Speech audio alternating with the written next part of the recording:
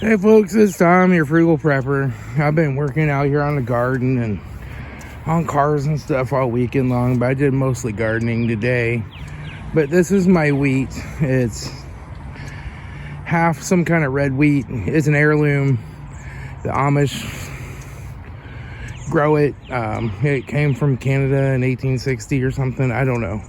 And then a Pharaohs Wheat, which is the ancient Egyptian wheat. It's the second half the bed. It's a little taller, the Pharaohs Wheat. And I mean, it's coming along good. It's a little sparse. It didn't all germinate, but it'll do better next year. I got my spaghetti squash planted here, and they will always want to grow out this way. So I plant them down at the end of the bed and let them grow out.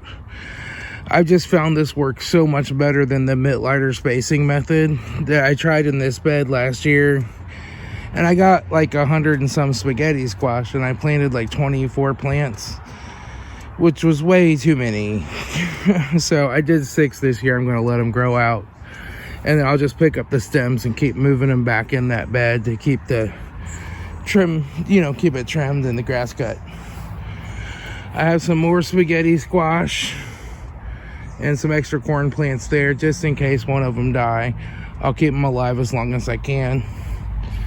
I have my tomatoes down here on this end, mostly celebrities, but there's a gooseberry and a surprise tomato in there. I have my peppers. There's just like a red macaroni pepper that, Happy Gardener gave me some last year. I saved some seeds and grew them. I've got my onions growing down here. And I've got my beans are growing here. So the groundhog did eat some of them, but I think they're going to live. But I got to get some more strings cut and put those up. I ran out of strings. And then that's my popcorn. This is an Asian baby corn. You can pick it really young when it's Asian baby corn, but you just don't get very much. I grew a whole 10-foot section both sides one year, and I got enough to make 3-pint jars canned. So you have to really plant a lot of it, and you only get like a 1-week time to harvest it before it's too big. So I just grow it and use it as popcorn, and it makes great popcorn. And I do like occasional popcorn, even though I'm mostly carnivore.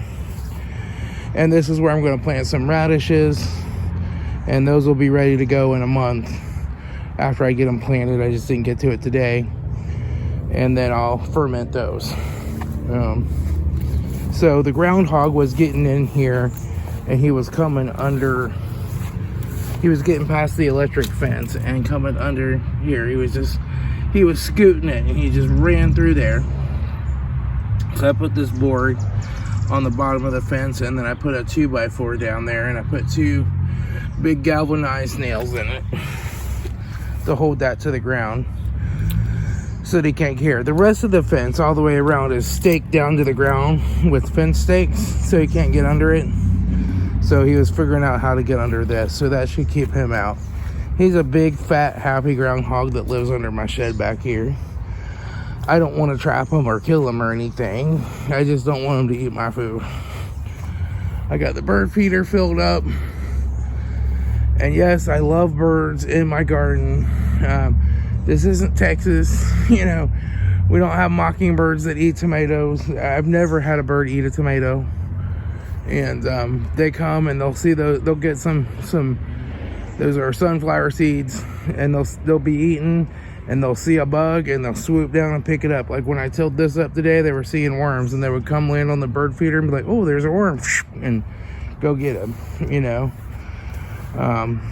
So got my bird bath here.